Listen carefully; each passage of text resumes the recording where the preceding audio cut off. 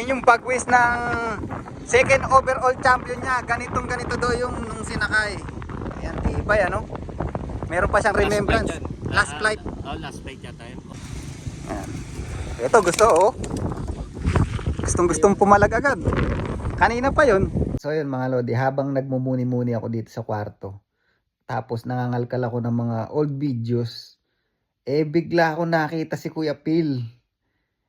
Kung di nyo po kilala si Kuya Phil, siya yung Balangkas Loop na nanalo sa Pilipinas ng Leyte Javier yata hanggang Bataan o Rani Bataan.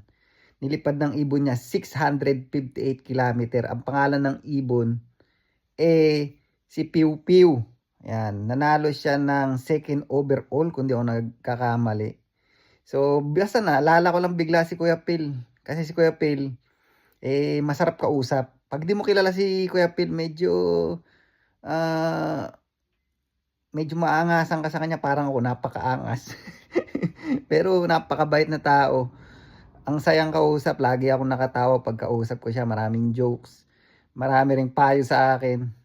At kahit na nandito na ako sa New Zealand, lagi ko yung katawagan last time. And then hanggang yun nga, nagkasakit siya. At so yun na nga, pumayapa na nga yung ating kaibigan na si Kuya Phil na Balangkas Loop. Yun, na-miss ko lang bigla yung tao. At naalala ko lang. At yun, meron nga pala akong video na hindi ko na-upload nung nag-loop visit ako sa kanya. Na meron akong loop visit sa kanya, na-upload ko yun. Pero yung pangalawang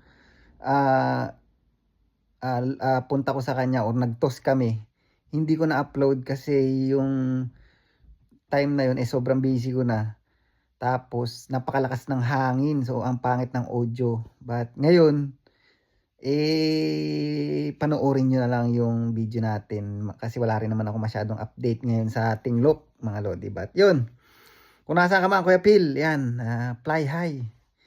At gabay-gabayan mo na lang ako palagi. Yan, sayang, napakalupit ng tao na yan, napakabait. So, panoorin nyo. So, nagtataka kayo mga kalapatids, paano ako nakatakas? Ayan o. Kasama natin yung dragon. Saka yung dalawang baby dragon. Say hi ka muna uno. Hi. Don't do that. Yo. Alright, dito tayo kay Kuya Phil. So single toss nga lang siya. Ayan o. Ayan, isa lang talaga. Sino yung kaya? Again. Yun o. Mapapasok yan. Kahit anong wind, malakas. Yun o, kamukha ni ni inbreed Ganda, kaya na-excite ako kay kay Kuya Phil At least kahit nasa New Zealand na tayo, pag ito pumwesto, alam nyo na Ayan. Ito gusto gustong pumalag agad. Kanina pa yun. Wala nga nasabit kaya sa tansi. Nasabit? Hindi.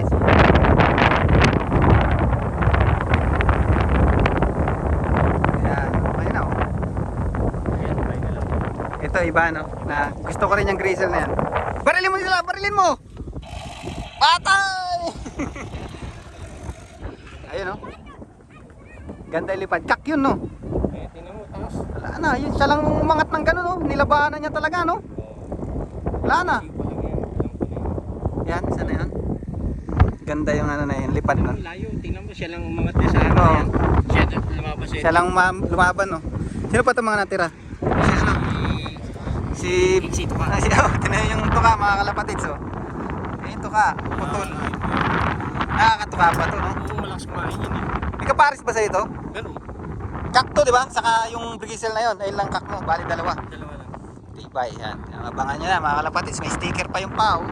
Yung ring niya Sali pa nga yun sa katap sa malalig pa. Ayan. Alright.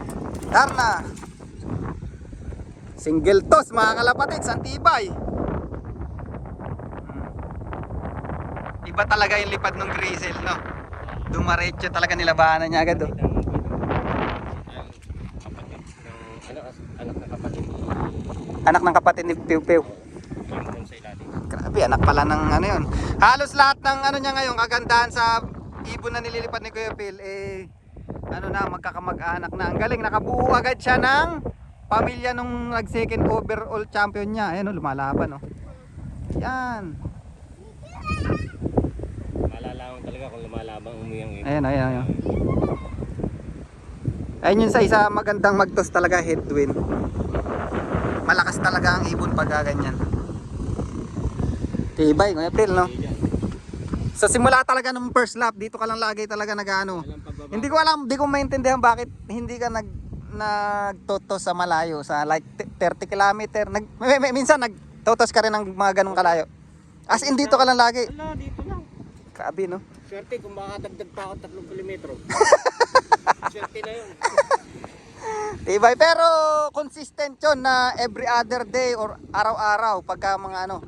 Basta may oras ako nasa init na sa 11:30, lipat ako. Biyahe talaga ako dito. Basta paglabas ko ng shop, binibilangan ko yung nyari. Tapos na yung first lap. Pagdating ng mga Martes, umpisa na ako na yan. Hanggang Webis, pahinga na yan. Webis ng umaga, isang flight yun. Pahinga na yun, tago na yun. Bale, pagka kunwari mo basketing yun, wala ka ng ano nun. Hindi ka na nagpapakawala. Pagka basketing, ingatan mo na ibon mo. Yun. Minsan, madadali tayo dyan sa umaga, yung low play sa umaga, basketing sa gabi, baka wala ka ni basketball na lang. Yun ang mga totoo. Kaya ngayon, Ikaw na lang ayun ang mga gusto kong, ayun yung mga nakukuha kong sistema, totoo. Tinan nyo, pare-parehas halos din naman sistema eh. Kaya nakakatuwa na dahil napipicture natin yung ganitong sistema sa Pilipinas. Tinan yung sabi niya, hindi na siya nagbabasket the day ng ano ng araw ng basketing. Ay, hindi ka na nagtotos o nagpapakawala pagka araw ng basketing. Ang Webis umaga, low play, galing ko rito ng tanghali, pahinga na yun. Tapos hanggang kinabukasan na yun. Nakakulong lang yun. Relax, Day na yun. relax na lang, no? Ganon din ang ginagawa namin. Hindi na lang sa chicks pa. Ah. Ayos. Ano pa masasabi mo kuya? Bakit? Alam mo yan, parang ano yung mga paano ba dito? Kumbaga epektibo sa yung mahihigsing tos eh. Nakikita mo talaga lumalakas ibon mo diyan. Bakit? Ang number 1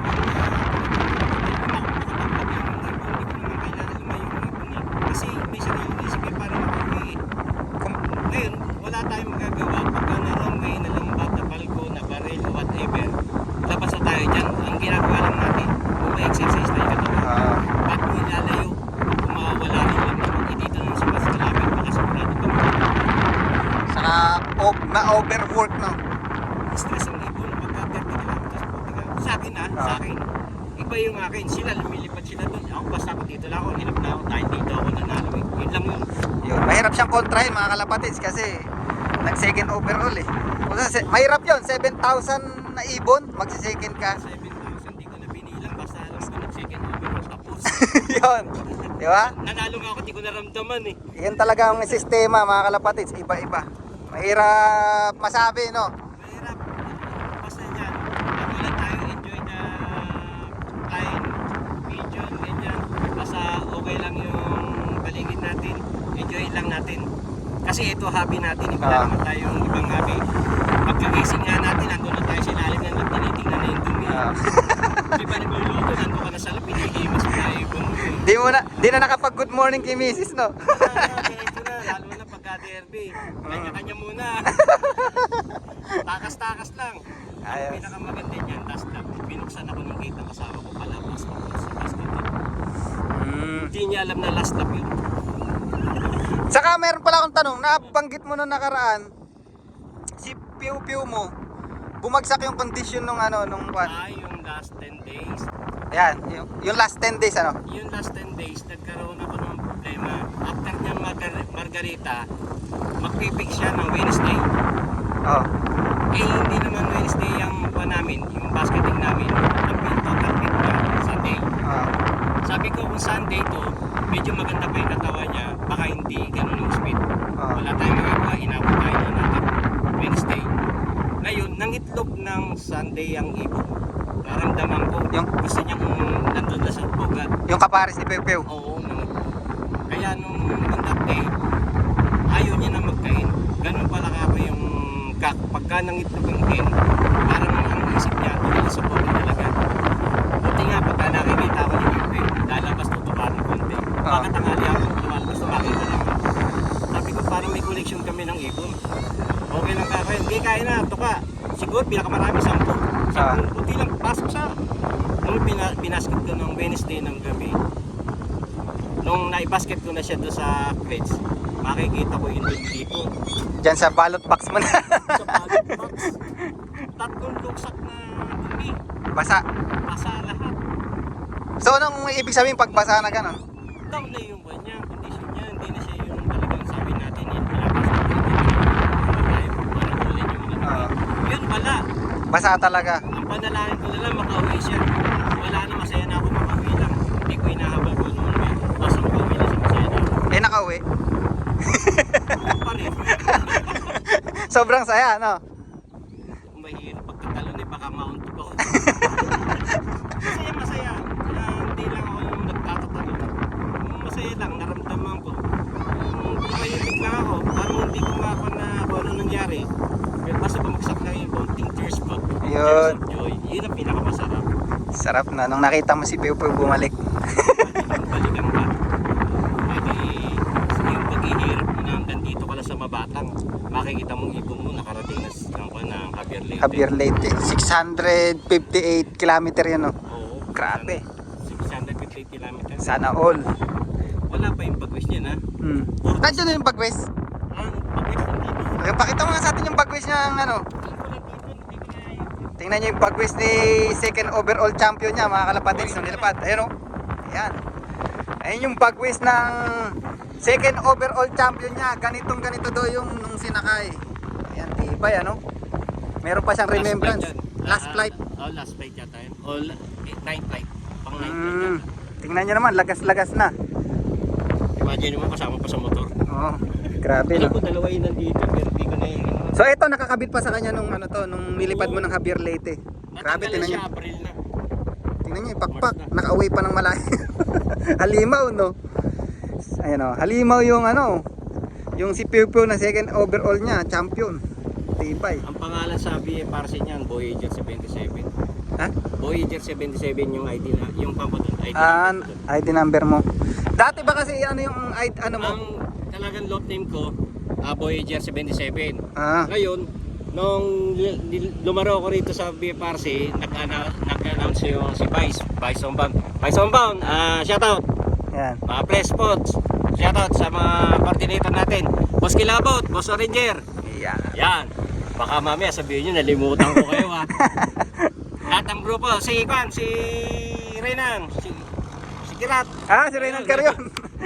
Shoutout sa inyo, sa grupo ko dyan. Mga team Bong Atanasio, Ayan. Boss Prince. Shoutout sa inyo lahat.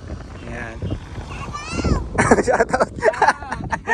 So, bakit ano naging Balangkas Loop?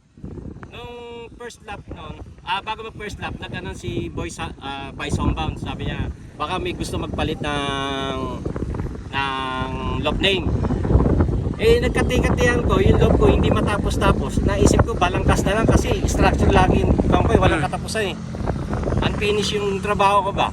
Eh, sabi ko, gawin na lang Balangkas. Balangkas Loop. Ah, doon pala nang galing yun. Ha? Ngayon, hindi ko napalitan sa BFRC. Kaya sabi ng mga tiga Cavite, bakit 3 pangalan yun nandun sa pangalan ni Pepe? Yung race, tsaka yung bread. Oo, Kung sino iba-iba. yung nag-bread. Bread ni Phil Malikdem, ang naglipad, isang Voyager 77 tsaka Balangkas Loop. Ah. Kaya sabi nila, napaka-imposible, isang ibon, 3 may-ari. Wala tayong magawa, eh ganun ako kagulo eh. Pero ayos, galing ano. Talagang yung hobby natin ano no, talagang Masaya. unexpected na yung ano yung happenings talaga yung nabibigay na enjoyment no. Hindi talaga kayang bayaran ng pera. Yun. Ganon din yung feeling ko pag nung nakauwi si paring Stubborn eh. Si paring Pew Pew mo naman, ganon yung feelings no. Grabe. Yung makikita ko para akong nasa, kahit di na ako manalo siguro manalo lang, masaya na ako, pero iba yung binigay ni Pepe sa akin. Yung enjoyment talaga na. Enjoyment talaga. Imagine mo, history ng Bataan, magkaroon ng nasa Bataan, nasigit. Kumbaga first time na mag-race ng first time ka na. Tapos jeepin ko pa. Grabe no. Ibig sabihin para sa'yo talaga yun. Baka sabihin, no? Iniipon ko lang ba yung mga dinonate ko bago ko binawi. Alright, so yun mga kalapatids, baka dito na namin yarin yung vlog namin. Hindi ko na siya masasamahan doon, but hopefully magkaroon pa tayong time na meron silang basketing, makapunta tayo sa basketing and makapagabang tayo ng ibon niya kahit konti lang. So hanggat nandito tayo sa Pilipinas, bigyan tayo So pasensya na rin dun sa mga hindi ko mapuntahan na loop. Yan, kasi tumatakas-takas lang ako katulad nito. May pupuntahan kami pero tumakas lang ako pero sinama ko yung dragon nandun sa tricycle. So, Kalapit. yan, di makalapit, baka bugaan siya ng apoy. Oh. So, Kasi uno. yan, dito na lang namin niya rin yung vlog. May sabihin ka pa, shout out. Shoutout sa asawa ko kay Jessica Malikpin. Yun, My yun. loving wife, suportado na ako kahit hindi pinapakita, sinusuportahan ako niya. Kahit tumatakas ako sa gabi, alam niya, hindi na lang kumikibuya. Suportado ako noon. Yan, lupit. So, So, tatlungan ako. yan. Shout out sa inyo lahat. So, dito Kay lang. Uno, shoutout. Yan, thank you. Salamat sa inyo and dito na namin rin yung vlog namin. See you next vlog. Bye.